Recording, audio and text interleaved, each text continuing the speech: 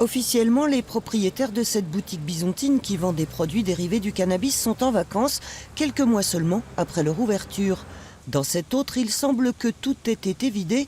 Il faut dire que son propriétaire est sous le coup d'une fermeture judiciaire pour son autre magasin, situé à Vesoul, fermé depuis la semaine dernière sur décision du procureur de Haute-Saône.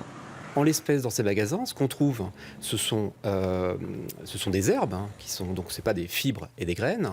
On trouve également des huiles qui sont vendues effectivement pour des fausses vertus thérapeutiques. Et c'est en dehors, j'allais dire, des infractions relatives aux produits stupéfiants, c'est le deuxième chef qui interdit ce commerce, à savoir des publicités mensongères, des tromperies sur des produits qui sont faussement présentés comme étant des médicaments.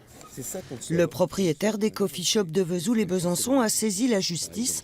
Son avocat dénonce cette fermeture judiciaire et la mise en examen de son client.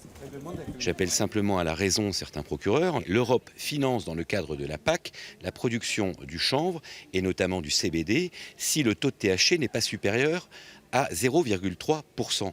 Comment voulez-vous que l'Europe autorise et finance la production du chanvre en France, en Suède, en Allemagne, en Italie, partout en Europe, et en interdise de façon corrélative la consommation? C'est surréaliste.